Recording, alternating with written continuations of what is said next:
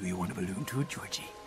Bonjour à tous, bienvenue au Losers Club, le podcast créé dans l'ambiance du confinement pour parler ensemble de séries, de films, de livres ou de jeux vidéo. Cette semaine, la littérature est à l'honneur dans l'émission, puisque nous nous sommes réunis pour discuter de nos livres de science-fiction préférés. Et avec moi, comme toutes les semaines, la fine équipe, celle qui vit déjà dans une utopie puisqu'elle croit en l'égalité homme-femme, c'est Céline. Salut. Oh. Salut. Celui qui se pose tellement de questions sur la société qu'il aurait su en 3 jours que Big Brother n'était pas net, c'est Ugur. Salut Ugur. Salut. Et celui qui pourrait remplacer tous ses organes en bionique, sauf son estomac car il aime trop manger, c'est Mickaël. Ah Salut. ça oui. Salut.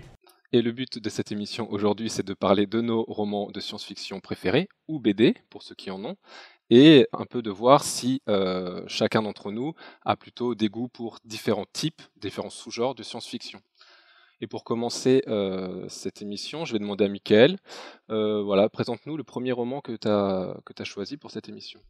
Alors j'ai choisi un roman en fait qui me tient beaucoup à cœur, que j'ai lu plusieurs fois, et en plus peut-être les auditeurs ne le savent pas, mais je suis franco-portugais, et du coup un de mes auteurs préférés est José Saramago, qui a écrit le roman qui s'appelle L'Aveuglement, qui est dans une société du jour au lendemain, en fait tout le monde devient peu à peu aveugle. Du coup, il n'y a qu'une seule personne qui n'est pas aveugle, c'est le personnage de la femme du médecin, parce que tous les personnages dans Saramago, ils n'ont pas vraiment de nom, c'est leur métier qui compte ou leur statut social, on va dire. Donc elle, c'est la femme du médecin, qui est l'unique à pouvoir voir cette société qui va à sa propre déchéance, puisque plus personne ne voit.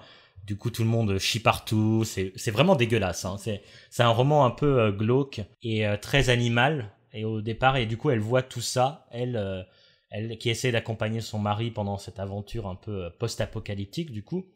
Pour moi, c'est un livre de science-fiction assez exceptionnel.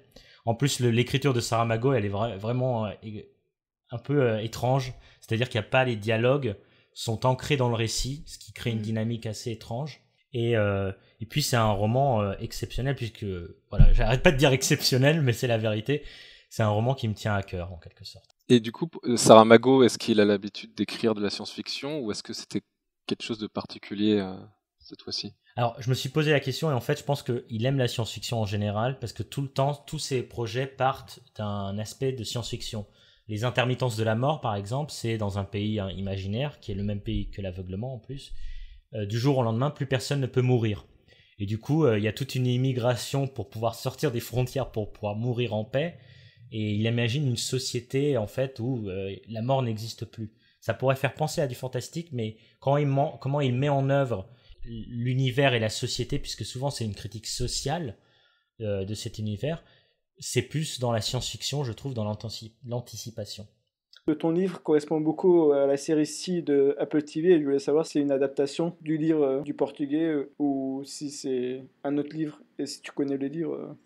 Alors je sais pas du tout si c'est un autre livre ou pas. Par contre, quand je regarde le trailer, c'est pas du tout ce que j'ai lu de Saramago. Donc soit ils se sont inspirés pour faire quelque chose d'un peu plus série d'aventures, alors que vraiment Saramago, l'aveuglement, c'est une critique sociétale. Et tu lis ça vraiment comme une critique où tu suis ce personnage qui voit la décadence de l'humanité à cause d'une épidémie. C'est un peu comme pour le Covid, tous les gens se rushent sur le papier toilette. Là, tout le monde veut son petit bout de chair. Arrête avec ton papier de toilette. Ça m'a choqué. Ça me choquera toute ma vie. Auditeur, je suis choqué. Je suis choqué. Depuis, il fait des stocks sans cesse. Au cas où une deuxième vague, etc. Elle va arriver. Moi, j'avais une autre question à propos de ton livre, Mickaël.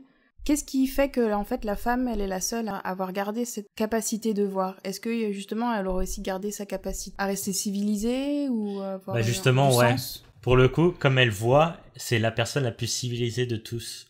Mais c'est aussi, elle devient peu à peu un guide pour tous les aveugles de son groupe. Et je pense que ça, c'est intéressant. Merci pour ce premier livre de science-fiction. Tu as choisi quelque chose de post-apo qui sort... on sort tout juste de l'épidémie de Covid et je suis étonné parce qu'en fait, aucun de nous n'a pris un livre d'épidémie ou de post-apo. Donc je trouve ça étonnant. Est-ce que c'est quelque chose qui vous plaît pas en général ou quelque chose que vous n'avez pas encore lu, le post-apocalyptique? Bah, en même temps, le genre pandémie, dans la littérature, moi, j'en vois pas... Là, il y en a pas qui me viennent à l'esprit. C'est vrai qu'on l'accroche plus souvent aux zombies et il y a quelques livres de zombies qui existent comme World War Z, Warm Bodies qui a été adapté aussi, qui est connu pour son adaptation. La forêt des damnés, qui est un truc un peu young adulte. Moi, j'ai lu Peste très récemment, qui est un roman de Chuck Palahniuk que j'adore, mais il n'est pas dans ma shortlist, donc je vais faire court, mais en gros, c'est très rigolo parce qu'il est mention souvent du SRAS et du MERS, et il imagine en fait un mec qui aurait propagé la peste à la planète entière. En fait, ce serait le patient zéro, sauf qu'autour de ça, il bâtit toute une légende, et j'ai trouvé ça super amusant de lire ça en plein confinement. C'était un peu maso, mais... Moi, j'avoue que je me tourne plus vers les films de science-fiction que vers la littérature de science-fiction. Ou alors c'est parce qu'en fait, je me rends pas compte que je lis de la SF quand je lis de la SF. Je m'en suis rendu compte en cherchant, du coup, dans mes lectures, qu'est-ce que je lisais comme science-fiction. Et c'est principalement de la dystopie parce que je pense que c'est un genre que t'arrives plus à imaginer quand tu lis. Ça fait un peu univers alternatif, enfin, ça fait un peu ton univers contemporain, mais réglementé, et puis dans une société quand même proche de la nôtre. Donc il y a toujours cette allégorie qui fait qu'on arrive mieux à se reconnaître. Mais la SF en général, je lirais pas, moi, tout ce qui est voyage dans le temps, comme tu disais, pandémie. Qu'est-ce que tu as choisi là pour l'émission ? Bah moi, j'avais choisi de parler plus de la young adult, enfin des romans de jeunesse, parce que c'était les livres que j'ai le plus lus dans l'univers de science-fiction, mais sans m'en rendre compte, parce que j'ai lu tard les classiques style 1984, La Guerre des Mondes, enfin tous les Huxley, Orwell et Wells. Moi, j'avais plus lu Hunger Games ou Divergente. Du coup, je me suis rendu compte que je lisais un petit peu tout le temps la même chose, genre c'était tout le temps les mêmes dystopies qui finissaient en romance, et ça me saoulait un petit peu. Et c'est après, quand j'ai lu les classiques, je me suis rendu compte que toute la young adulte, tous les succès style Le Labyrinthe, ils s'étaient beaucoup inspirés des dystopies originales, on va dire. Et du coup, on réécrit tout le temps la même chose. Du coup, ouais, c'est ça, mais ça a été mon souci, et que j'ai arrêté direct d'en lire, puisque j'avais l'impression de lire la même chose sans cesse. Mais c'est vrai que ça a été un mouvement très très fort qu'a suivi la mode des vampires. Ouais, juste après la saga Twilight et Vampire Diaries, Bouh! il y a eu la mode en fait des dystopies dans la young adulte, avec d'abord Hunger Games et après Divergente, que j'avais lu du coup avant les adaptations. Moi, je peux parler de certains qui m'ont plus plu et qui n'ont pas été adaptés, donc peut-être que les gens vont le découvrir, même si je trouve que c'est un peu passé de mode maintenant. Il y avait Delirium de Lauren Oliver, où l'amour était considéré comme une maladie, et du coup, à tes 18 ans, tu recevais un vaccin pour pas tomber amoureux, parce qu'on choisissait avec qui t'allais te marier. On le prend où, ce vaccin ? Toi, c'est trop tard, chérie. Et exactement la même chose, t'avais Promise de Ali Kondi, qui était pareil, un vaccin pour pas tomber amoureux, mais parce que là, on était dans une société où on déterminait avec qui t'allais te marier et quel métier t'allais avoir. Putain, ils aiment les vaccins dans la young adulte. Hein. Voilà. C'est peut-être pour que les gens soient pas anti-vaccins. Ouais, les anti-vax. Non, mais parce que c'est de la manipulation. C'est des sociétés où on associe l'amour et les sentiments au déraisonnement et tout ce qui est la folie. Tu vois. Du coup, ils vont t'expliquer que l'amour c'est mal parce que tu développes des sentiments qui peuvent te faire prendre des mauvaises décisions. En général, c'est ça. Du coup, moi j'ai une question. Pour avoir un vaccin contre l'amour, est-ce qu'il te donne une petite dose d'amour seulement ? Ah oui, c'est bien le vaccin, anti-vaccin. Je m'en rappelle pas. Et on va revenir sur notre podcast de la semaine dernière. On t'explique pas le côté scientifique, même dans la science-fiction pour young adult, tu vois. Ah oui. Donc c'est pas le propos. Alors justement, pour rappel, la dystopie, c'est le fait d'être dans un monde et de découvrir peu à peu, enfin qui est censé être parfait, et de découvrir peu à peu qu'il y a quelque chose qui cloche. Donc j'imagine très bien que la dystopie young adulte là, de ce mouvement est associée pas mal de romances, puisque c'est aussi ce qui marche auprès des jeunes adultes, puisque comme on le sait, c'est un peu la période. Mais finalement, quand je y pense, je me dis que toutes les grandes dystopies ont aussi leur romance en fait. Moi, je pense à 1984, que on a quasiment tous lu autour de la table, et en fait, il y a quand même cette romance du héros pour la femme, et ça fait partie de sa prise de conscience en fait. Du coup, c'est assez amusant que ce soit l'amour la résolution. Je sais pas si Ugur, tu veux en parler.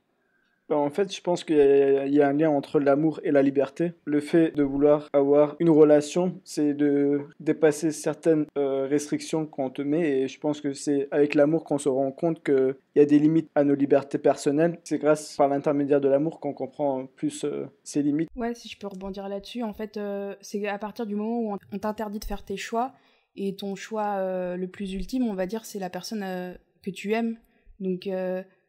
moi, ce que j'aime bien dans la dystopie, il y a toujours cette notion d'émancipation du héros ou de l'héroïne, justement dans une société réglementée, où au contraire, elle veut prendre un choix drastique ou carrément renverser cette société. Et c'est vrai que ça passe souvent à travers une espèce de quête. C'est aussi, enfin, ça pourrait aller dans ce sens-là que justement, on empêche les liens et la famille, on sélectionne qui va se marier avec qui. Moi, je pense au Passeur aussi, qui est un livre jeunesse, mais de dystopie, et qui est très très bien, où justement, chacun est promis à telle chose, et ça fonctionne par famille, et ça fonctionne par couple. Et surtout dans l'intimité, les dystopies, tu as aussi plus d'intimité. Et l'amour, il y a beaucoup d'intimité. Et dans une société où tu n'as plus d'intimité et où tout est contrôlé, comment tu peux te permettre d'avoir de l'intimité avec une personne que tu aimes? T'as plus de vie privée, t'as le Big Brother qui est derrière toi. Donc, Et c'est aussi pour ça, je pense qu'on arrive mieux à s'associer au genre de la dystopie, parce que dans un sens, on est dans notre propre dystopie, même dans la réalité, quoi. C'est très contemporain, en fait, la réalité. Bah, c'est vrai, avec les réseaux sociaux, Facebook et tout, on est... ton Google, là, t'as Alexa, bah, t'es surveillé tout le temps, hein. Bah, en fait, il n'y a jamais d'utopie, c'est ça le but, j'ai l'impression. Non, mais tu crois que c'est tes propres choix, alors qu'en fait, c'est tes suggestions Netflix et Google qui régit ta vie, quoi. Après, le but de la dystopie, c'est souvent, ça part d'un concept utopique, c'est-à-dire c'est de créer la meilleure société possible. Et bien sûr, c'est de cette meilleure société possible qu'on crée cette horreur. D'où 1984, si on contrôle tout, on va éviter la violence. La dystopie est finalement une sorte d'anticipation. C'est une anticipation, mais qui est très poussée au point de construire une société.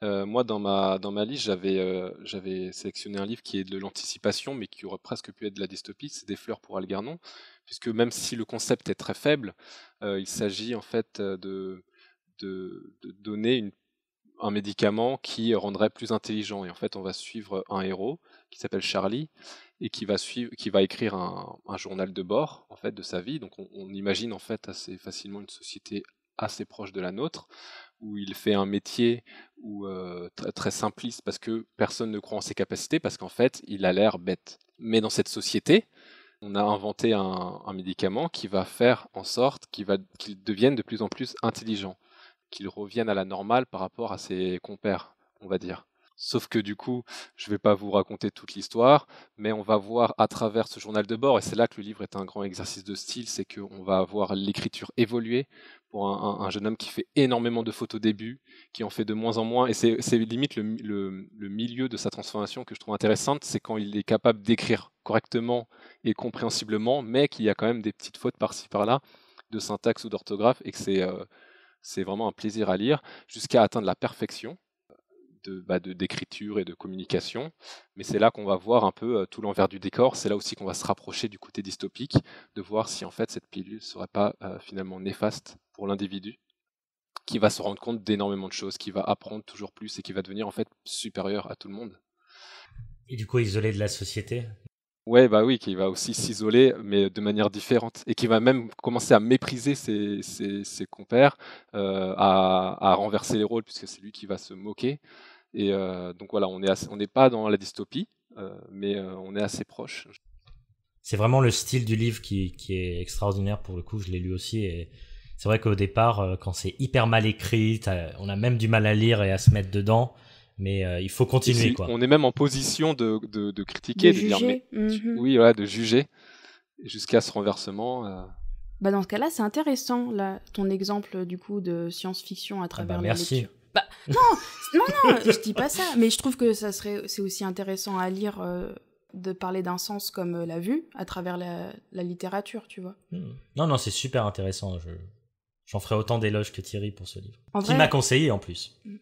Alors justement, Céline, dans le genre livre qui a le remède pour soigner, est-ce que toi, t'avais pas un livre dans ta shortlist à propos de ça? C'est une question piège, j'ai Tu me l'impression. suis pas? Non?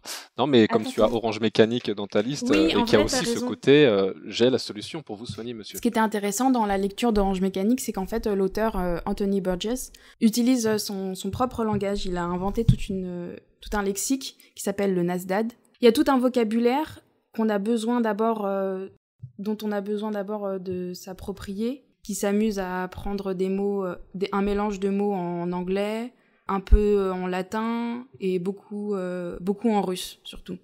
Bref, le personnage principal est Alex, qui fait partie d'un groupe de jeunes qui s'amusent, dont l'activité principale en fait c'est de faire du mal aux gens, d'agresser des gens dans la rue, de violer des femmes et de leur voler leur argent.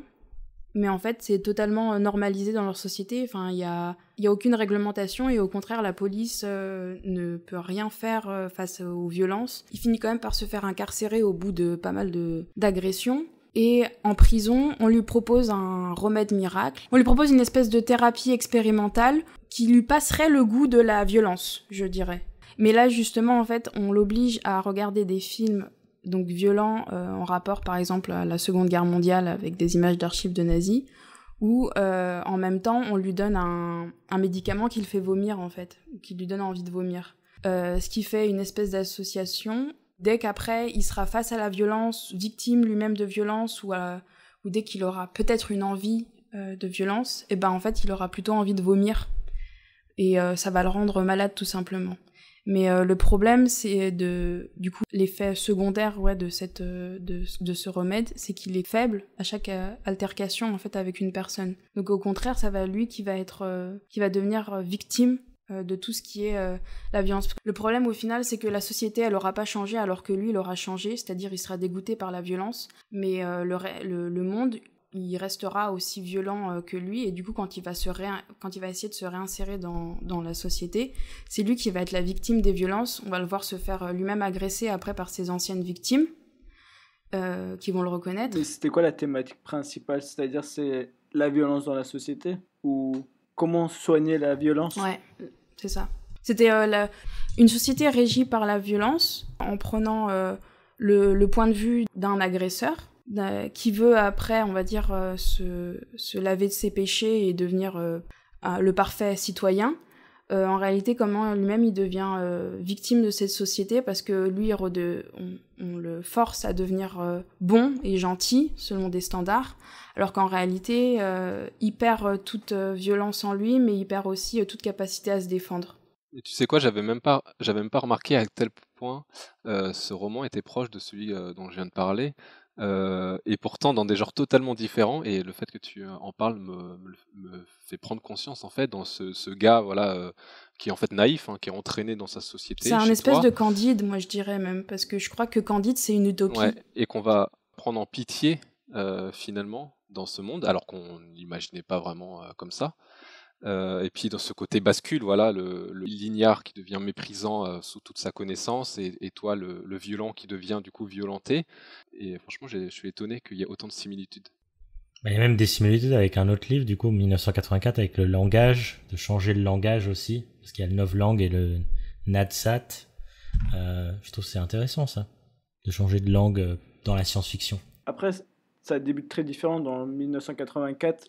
C'est une manière de, c'est une manière de contrôler. Pas une utilisation pareil, c'est une manière de contrôler dans 1984, tandis que c'est un argot qui s'est fait tout seul dans Orange Mécanique, et que tout le monde ne parle pas d'ailleurs. Il y a vraiment que les protagonistes et les jeunes en fait qui parlent cet argot. Mais c'est vrai que du coup, dans l'effet de style, c'est quand même important de souligner qu'il y a un effort en fait de forme et d'exercice de style. C'est une espèce de transposition en fait d'une société imaginée, même dans le lexique où il y aurait un autre langage. Si je pouvais rentrer dans cette réflexion autour du langage, le langage fait beaucoup partie de la civilisation en fait. La manière de parler va aussi déterminer la manière dont on se comporte. C'est ça aussi que je trouve dommage d'avoir raté dans le film. Bah non, le langage est conservé dans le film. Ouais, mais tu comprends pas de la même manière en fait. T'as pas la même compréhension de pourquoi il change de langage. Par exemple, quand il essaie d'amadouer ses victimes, il va prendre un langage soutenu qui fait que justement, on va le prendre au sérieux, tu vois. Alors que quand il parle avec l'argot, on l'identifie direct à une jeune racaille. Du coup, le langage, que ça permet de rentrer dans le récit de science-fiction et de créer un univers en fait futuriste. Comme toi, j'imagine pour Les Fleurs pour Algernon que j'ai pas lu, mais on va dire que ça montre son niveau intellectuel quand il change de langage. Et pour autant, pour répondre aussi à Ugur, même si c'est de la science-fiction, ça reste quelque chose de possible, de réaliste, parce que en fait l'argot c'est ça, c'est vraiment des mots qui viennent d'autres langues. Nous en français on utilise des mots d'anglais, des mots germaniques, et puis maintenant plus des mots arabes dans notre argot, mais c'est en fait ça revient à ça, même si dans ce livre-là c'est des mots russes, plutôt germaniques et tout ça, qui sont intégrés à l'anglais, c'est finalement très proche. En fait c'est ça qui est aussi très intéressant. C'est pas tant un aspect de science-fiction que ça, c'est juste un aspect alternatif. Une autre manière de parler de la société en science-fiction et d'en déformer le prisme, c'est d'introduire la technologie et les robots en particulier. Il y a un genre qui s'appelle le cyberpunk qui utilise ça. Ça a été popularisé par Asimov avec le cycle des robots et Philippe K. Dick. Et je sais que parmi vous, il y en a qui ont lu des livres avec justement cette technologie. Donc je vous laisse la parole. Ugur. Moi j'ai lu Carbone modifié, comme le genre de cyberpunk. Il n'y a pas de robot, mais c'est sur la technologie, l'informatique, l'intelligence artificielle, etc. Qui a été adapté Altered Carbon sur Netflix. En plus très récent, qui a été publié en 2003 en France, et c'est un livre de Richard Morgan. Ici, il prend comme thématique l'immortalité, l'identité, c'est la séparation de l'âme et du corps. On suit les aventures de Takeshi Kovacs pour enquêter sur sa propre mort. C'est comme un livre de thriller, mais moi, le truc que j'ai beaucoup aimé dans ce livre, c'est les questions qu'il traite à propos de l'immortalité. Dans le livre, on a une puce qui est au niveau de la colonne vertébrale qui fait que notre âme enregistrée ici et lorsqu'on meurt, notre âme peut être transférée sur d'autres corps. Les riches ont l'avantage de faire plusieurs sauvegardes, donc ils ne meurent jamais. Et il faut jamais faire exploser la puce, parce que si tu fais exploser la puce, tu disparais. Parmi les questions qu'il traitait que j'ai trouvé très intéressant, c'était tout d'abord, c'est est-ce qu'on peut sauvegarder ou est-ce qu'on peut utiliser l'âme sur deux corps différents par exemple, ou est-ce qu'on peut implanter une pile chez l'animal pour utiliser l'âme d'une personne chez l'animal, même si ça n'a pas été trop traité, mais la question a été juste effleurée. Ou même niveau psychologique, que se passe-t-il au niveau identitaire? Est-ce qu'il y a des gens qui refusent, ou qu'est-ce qui se passe si mon âme passe dans un corps d'une autre personne? C'est plus ce contexte-là qui m'a plu que l'enquête policière qui a été suivie par Kovacs. Je suis curieux de savoir qu'est-ce qu'il va faire Netflix à propos de l'adaptation, mais moi c'était plus ces thématiques un peu philosophiques, surtout l'immortalité. C'est comme si c'était une chose normale, personne ne le refuse, alors qu'on s'attendrait que l'immortalité soit quelque chose qui soit pas forcément très bien accepté par la population. Je trouve que c'est un livre très intéressant et qui traite des thématiques très intellectuelles et qui peut peut-être nous concerner plus tard. Surtout que c'est intéressant. La science-fiction n'a pas trop abordé l'immortalité en général. C'est vraiment quelque chose qu'on a plus vu dans le régime du fantastique, en fait. Donc ça a l'air d'être un roman intéressant. Bah, c'est marrant qu'il y ait, là, dans tout ce qu'on parle aussi, il y a toujours un peu un aspect capitaliste. Là, tu disais que c'était les riches qui pouvaient avoir l'immortalité. Et moi, ça me fait penser du coup à Ubik, qui est un de mes livres aussi, qui, pour le coup, c'est vraiment une critique de la société capitaliste, où tout est payant. Et dans Ubik, tout est payant, même ouvrir son frigo, c'est payant. C'est-à-dire il faut mettre des jetons pour pouvoir ouvrir son frigo. Ah oui, donc c'est vraiment très étrange comme roman. Alors non, mais je sais pas si c'est du cyberpunk Ubik, parce que on part d'une situation où ils vont voyager dans la lune pour essayer de combattre des sortes de personnes qui ont des super pouvoirs psychiques. Et en fait il y a une explosion, du coup ils reviennent sur Terre, et en fait une fois sur Terre, tout objet électronique vieillit très vite. Donc même, ou pas un objet tout simple, par exemple, il y a ce running gag dans le livre où à chaque fois qu'il achète des cigarettes, les cigarettes sont déjà toutes pourries parce que elles vieillissent à chaque fois qu'il touche l'objet. Et le frigo, justement, au début, on est obligé de mettre des jetons, mais le frigo revient dans le passé et c'est un frigo normal sans jetons. Du coup, c'est assez marrant, c'est une course contre le temps parce que tous les objets autour de lui vieillissent. Et en fait, j'adore ce livre. Pas parce que c'est un livre génial simplement, mais aussi parce que c'est l'unique livre de ma vie où j'ai eu une hallucination. Et en fait, j'étais très malade, vraiment très malade aux toilettes, désolé des détails, mais j'étais dans les toilettes et j'ai commencé à voir tous les objets autour de moi en train de devenir très vieux. Et je pense encore du papier toilette. Mais non, mais c'est juste que je pense que ce livre est tellement visuel en lisant que ça a un peu perturbé mon environnement à moi. Et je sais que Philippe K. Dick avait des gros problèmes aussi de drogue. Et il en parle aussi pas mal de ses problèmes de drogue dans ses livres. Et en fait, ça m'a fait penser que à ce moment-là, ses livres, c'était comme de la drogue. Donc, vachement bien. Je conseille de lire Ubik. Et c'est vrai que c'est visuel, mais en même temps, ce serait super dur à adapter. Donc, c'est totalement contradictoire. On imagine un peu un Gondry faire quelque chose ou.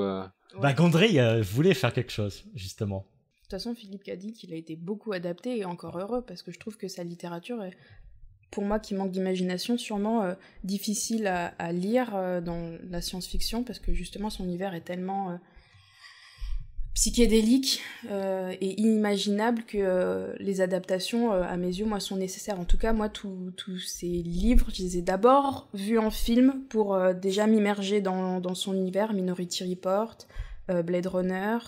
Il a fait quoi d'autre ? Total Recall. Même The Truman Show, qui est beaucoup connu, a été inspiré en fait d'un roman de Philip K. Dick.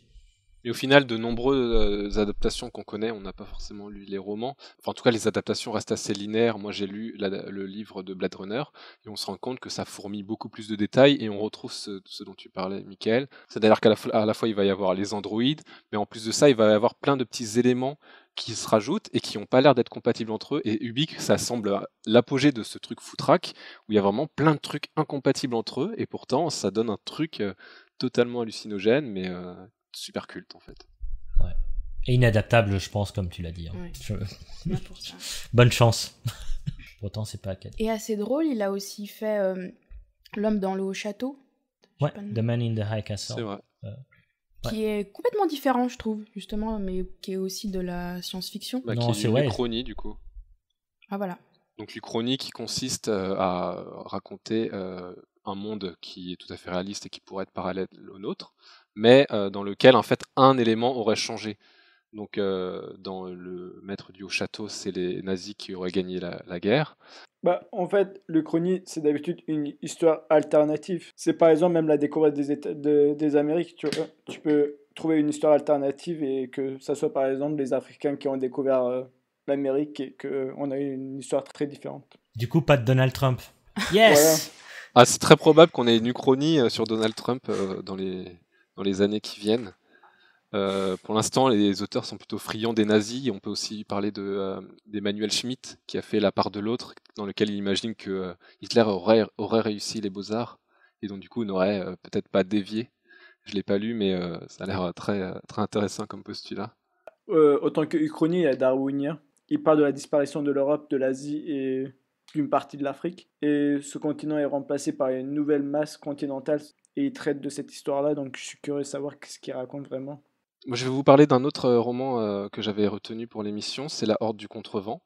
Alors je vous le dis tout de suite, hein, beaucoup le considèrent comme de la fantaisie, et on va pas rentrer dans le débat de la différence, mais moi je le considère comme de la science-fiction, point barre. Mais ce qui est rigolo, c'est que il se rapproche dans certains aspects de livres dont on a parlé plus tôt. Il y a un jeu sur l'écriture très fort, puisqu'il y a une vingtaine de personnages qui prennent la parole dans le livre, le tout sans que le nom de chaque personnage soit écrit au moment où il prend la parole. C'est-à-dire, faut imaginer ça comme une succession de paragraphes où chaque personnage va raconter son point de vue, mais au lieu d'écrire son nom, il va y avoir une typographie, un symbole, un point-virgule.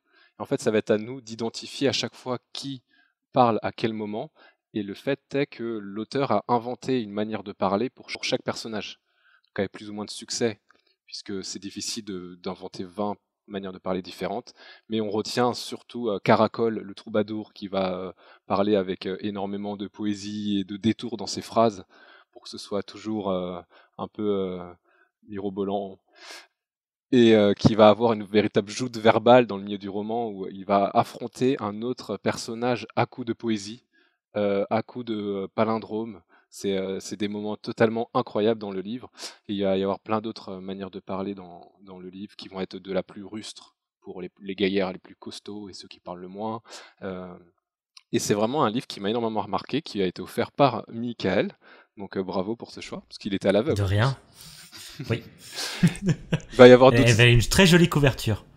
Ouais. Et donc pour vous raconter l'histoire, en fait, on est dans un monde où le vent souffle. Et le monde est de telle sorte que c'est une bande de terre un peu en longueur. Et le vent souffle unidirectionnellement.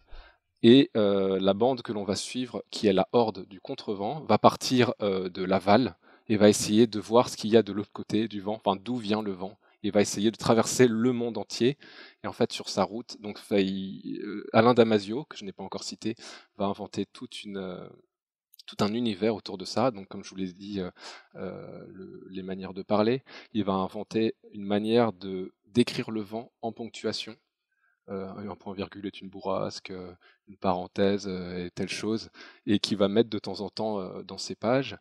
Et il va inventer une manière de marcher, puisque quand même, il y a ce côté un peu du coup fantaisiste, une manière de marcher contre le vent. Donc ils vont se positionner en formation, un peu comme des oiseaux, en triangle, et chacun va avoir sa place, chacun va avoir son rôle, sa manière de parler, son rôle dans l'aventure, et c'est vraiment une aventure incroyable qui se passe en 600 ou 700 pages. Et si vous êtes intéressé, je vous laisse donc le lire, le découvrir et savoir d'où vient le vent. Vous serez surpris. Il vient du Nord. Ce dont on n'a pas parlé, c'est le space opéra. Alors je sais qu'on n'est pas, on n'adore pas tous voyager dans l'espace en livre ici et découvrir des planètes. Et même en réel, c'est un peu compliqué. Oui, c'est vrai. Non, mais on préfère les films, on va dire. Non, mais du coup, je sais qu'Ugur, toi, tu avais quelque chose à propos de planètes, et moi aussi, j'en ai un dont je vais parler juste après. Bah, moi, je voulais parler de Cycle de la Fondation. Surtout, c'est l'un des premiers bouquins par lequel j'ai commencé à lire de la science-fiction. Parce que je me suis dit, tant que commencer, vaut mieux commencer par le best-of de la science-fiction, c'est-à-dire par notre Isaac Asimov. En fait, le Cycle de la Fondation, c'est une histoire du futur. Et c'est un dictionnaire qui raconte un peu l'histoire de la Fondation. Qu'est-ce que c'est, pourquoi ça a été créé. C'est très intéressant parce qu'il n'y avait pas vraiment de héros, il y avait plusieurs protagonistes qui changent au fur et à mesure de la narration. Et c'est un roman qui est narré sur plusieurs décennies, voire sur plusieurs siècles. Et pour moi, ça a été une véritable leçon de politique. Il rend limpide les enjeux très complexes dans la politique. Un petit miroir qui montre notre propre histoire de manière métaphorique dans l'espace. Et surtout, il racontait un peu l'influence des dirigeants sur le peuple à travers la religion, les sciences ou même le pouvoir d'achat.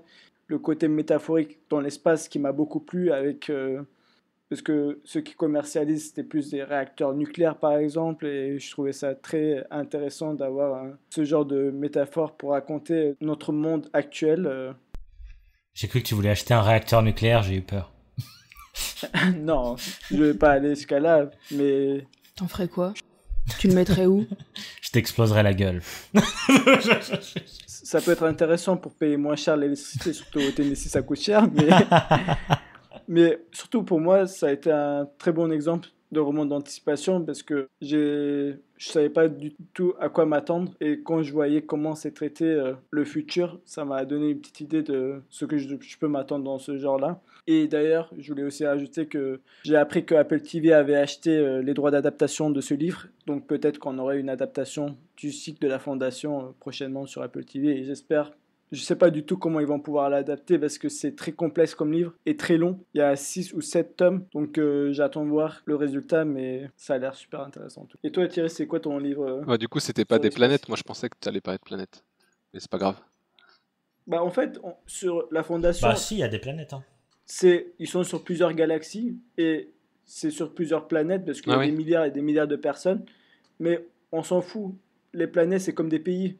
Donc, c'est tu ça. as la Fondation qui gère tout ça, qui prend sous son emprise tout d'abord par la religion, parce que c'est le plus simple de gérer les gens avec la religion, en faisant peur les gens avec la religion. Puis ils se rendent compte que la religion n'est plus suffisante, donc ils vont passer dans un système capitaliste où c'est le pouvoir d'achat qui va permettre de contrôler les différentes planètes. Ouais, je pense que c'est justement le but, en fait. Le but, c'est de faire voilà, de nous, tel qu'on connaît la Terre comme notre univers, en fait, total, et avec une organisation de pays, lui, d'étendre à la galaxie comme l'univers et de faire interagir des planètes. Mais oui, oui, tout à fait. Mais en fait, on oublie que ce sont des planètes, oui. Mais en fait, c'est marrant parce qu'on a beaucoup parlé dont on a commencé un peu par la dystopie, nous, et l'anticipation, mais assez soft, qui fait qu'on décrivait un peu des sociétés ou des événements, mais sans aller plus loin que qu'est-ce qu'il y a tout autour. Et là, moi, j'ai parlé d'un roman, alors à moindre mesure, où c'est vraiment un monde entier qui est différent. Et toi, tu vas encore plus loin parce que tu parles de planètes et de l'univers, la galaxie entière qui est différente et qui aurait des origines différentes. Donc on imagine bien que c'est encore plus difficile à adapter. Bah moi, mon troisième roman dont je voulais parler, c'est quelque chose qui se passe sur une planète lointaine. Donc c'est vrai qu'on n'a pas encore parlé c'est pas vraiment du space opéra, puisque c'est très intimiste, mais on n'a pas vraiment parlé du voyage dans l'espace, à part après Fondation. C'est Solaris, de Stanislas Lem. Et c'est un roman où le personnage principal va dans une expédition, et je crois qu'ils sont 4 au début, ou 5 dans le vaisseau, et il va devoir essayer de comprendre qu'est-ce que la planète Solaris. Mais peu à peu, en fait, en s'approchant de cette planète et en faisant des escapades en dehors du vaisseau pour essayer d'approcher cette planète qui semble recouverte à un gigantesque océan, il va y avoir de plus en plus de choses bizarres, mais pas à ce moment-là en fait. Il va se passer des choses bizarres quand il va retourner dans le vaisseau, qu'il va voir des apparitions et qu'il va voir un de ses coéquipiers de vaisseau qui s'enferme à double tour, qui va voir un autre qui meurt. Et en fait, il va se retrouver peu à peu tout seul ou presque, puisqu'il va voir la forme de son ex-femme, en tout cas de la femme qu'il a laissée sur Terre potentiellement. Et en fait, c'est là que le roman devient intimiste et qu'il explore en fait les sentiments. Et on se rend compte que c'est peut-être la planète en fait qui a un effet sur ça. Est-ce que ce serait pas justement cette planète qui va fouiller dans nos souvenirs pour essayer d'en extirper quelque chose? Mais est-ce que c'est pour nous apprivoiser ou pas? C'est un peu la grande question du roman, tout en étant surtout une réflexion sur ce personnage. Et moi, j'ai été totalement bouleversé. C'était une atmosphère, c'était envoûtant. C'était totalement envoûtant d'imaginer à la lecture cette forme de femme qui apparaît, qui devient de plus en plus consistante. C'est vraiment un excellent souvenir de roman. Donc, je vous parle de quelque chose qui se passe sur une autre planète, mais tout ça, c'est une excuse, évidemment. C'est encore une fois pour parler de l'humain et de son rapport ici à la mort. Mais comme toute la littérature de science-fiction, j'ai l'impression. Très souvent. Bah moi, en fait, j'étais en train de penser, mais en fait, j'ai un de mes livres préférés de science-fiction. Ça se passe dans des planètes, en fait, mais j'avais oublié. H2G2. H2G2, et oui. C'est vrai qu'on n'a pas parlé Le guide du d'humour. voyageur galactique. Et c'est le meilleur livre d'humour au monde. Au monde. Je riais dans le train, les gens me regardaient bizarrement, mais c'est la première fois qu'un livre me faisait rire aux larmes. C'est vraiment de l'humour absurde, totalement étrange. Et en fait, l'histoire, c'est un personnage Arthur Dent, qui a une maison au milieu maintenant d'une autoroute intergalactique. Et du coup, en fait, ils vont faire exploser la Terre pour pouvoir construire cette autoroute intergalactique. Et bien sûr, son but à ce personnage, c'est de sauver la Terre, puisque ils veulent construire une route intergalactique. Et ce qui est drôle, en fait, c'est que de ça, ils vont partir à la recherche de la réponse pour l'univers, qui est importante. Et je vais spoiler parce qu'en fait, c'est très connu. La réponse à tout, à l'univers, c'est 42. Et puis, du coup, voilà, c'est tellement absurde et drôle. Il y a tout un monologue où on a une baleine et un pot de fleurs qui tombe et qui parle. Et la baleine parle et elle dit, mais c'est quoi, où j'arrive? Et elle est en train de tomber et elle décrit concrètement sa chute. Et le pot de fleurs, il fait juste pouf. Voilà. C'est vraiment, c'est stupide, des comiques mais de c'est drôle situation, des parenthèses absurdes. C'est ça. Et c'est de la science-fiction en même temps. Donc, si vous avez l'occasion, franchement, pour bien rigoler, c'est pas mal. Donc, je retiens pour toi, c'est une baleine qui parle, une poignée de porte qui parle et qui veut de l'argent. Et des gens qui deviennent aveugles. Bel espoir en l'humanité. Concrètement, oui. Mais c'est quoi le 42? J'ai pas compris, moi. Je sais pas, mais il faut lire le livre. C'est la réponse à l'univers. Voilà, c'est 42. C'est que tu imagines que c'est quelque chose d'inimaginable, la réponse à l'univers et tout le reste. Et il te dit, bah c'est 42. Voilà. Alors que ça semble très basique. C'est pi. Bah, en fait, ils essaient de construire un ordinateur pour avoir la réponse à l'univers. Pourquoi l'univers existe en quelque sorte. Et l'ordinateur répond 42. Voilà. Il y a aussi une nouvelle de Isaac Asimov où il pose la question à l'intelligence artificielle qui répond à tout. Mais c'est plus intéressant comme réponse, celui de l'ordinateur. Dans la littérature de science-fiction, ce qu'il y a de plus beau, en réalité, je trouve, c'est l'imagination de ces auteurs. D'imaginer, en fait, ces mondes ou ces technologies des centaines d'années avant qu'elles apparaissent dans notre réalité actuelle, quoi. Je me suis mise à lire Jules Verne, je me suis fait, mais putain, le mec, il a imaginé ça il y a 100 ans. Tout comme, ou imaginer la téléportation, imaginer des voyages dans le temps. Ça n'existe pas encore, hein, téléportation. Ah bon? Non, mais ils ont un pouvoir d'imagination, comme tu le dis, assez extraordinaire et de pouvoir prévoir. Peut-être dans 100 ans, quand on lira H2G2, on se dira, mais putain, les autoroutes galactiques, il y en a marre d'en avoir partout. Hein. Mais moi, je trouve que c'est un peu facile. Hein. Je pense qu'il y a plein d'auteurs qui inventent plein de choses, et du coup on retient que ceux qui ont fait un truc qui est proche de la vraie qui a vie. marché. Mais au final, peut-être que Philippe Cadic, il s'est dit peut-être qu'un jour il y aura des poignées de porte qui parlent et qui veulent de la thune. Et en fait, jamais, jamais. Mais lui, on dit pas que c'est un visionnaire parce que justement il s'est planté. On retient que ceux qui ont eu raison sans faire exprès. Je vais inventer un truc complètement fou. Ça va être des robots, n'importe quoi. Et au final, waouh. Maintenant, les fictions de science-fiction, j'ai l'impression qu'ils inventent plus rien, puisque tout a déjà été dans un sens inventé. Alors ça, c'est que pour les cinémas. C'est ça qui nous formate malheureusement, c'est que le cinéma se repose sur ses lauriers, ne parle plus que de super-héros, ou il y a Star Wars qui peut-être essaye de construire des univers, mais il n'y a plus grand-chose de nouveau dans la science-fiction d'aujourd'hui. C'est que des vaisseaux. Je suis pas très d'accord parce que avec Carbone Modifié par exemple qui est apparu en 2003, je pense que la science-fiction change de genre, c'est-à-dire il devient plus cyberpunk que space opera qui a été dans les années 1950. Je pense qu'il y a beaucoup plus de science-fiction qui tourne autour de l'intelligence artificielle ou l'informatique. Ou la nature. Oui, ou la nature. Et justement, ce que je voulais dire, c'est que justement le cinéma se repose sur la science-fiction qui existe déjà depuis au moins une trentaine d'années, et que c'est dans la littérature qu'on va trouver ce qui est nouveau, mais qui n'est pas encore adapté. Et finalement, quand c'est adapté, c'est là qu'on se dit waouh, c'est nouveau, ça va être Annihilation. Voilà, que je suis en train de lire et qui date des années 2010. Ça va être Premier Contact, qui est du coup un auteur très prometteur et qui est une nouvelle assez récente aussi. En fait, c'est tout ça qui va être nouveau. Donc c'est là qu'on voit que la science-fiction a encore énormément de beaux jours, quoi. C'est assez fou. Et les amis, c'était tout pour cette émission sur les livres de science-fiction. C'était tout et c'était quand même déjà pas mal. Vous en savez un peu plus sur l'équipe du Losers Club et vous avez a priori pas mal de choses à lire maintenant en sortant de l'émission. Donc je vous encourage à foncer à la librairie et à nous retrouver pour la semaine prochaine pour la nouvelle émission du Losers Club. Et nous sommes présents sur les réseaux sociaux, donc n'hésitez pas à vous abonner à notre Twitter, notre Instagram et à venir nous parler sur Facebook. Ciao, ciao. Ciao. Ciao. Bobo. Non, pas Bobo. Do you want a balloon too, Georgie? Ah oui, et n'oubliez pas de porter un masque quand vous allez à la Fnac, putain. Bordel de merde, il y en a marre des gens qui crachent sur les bouquins.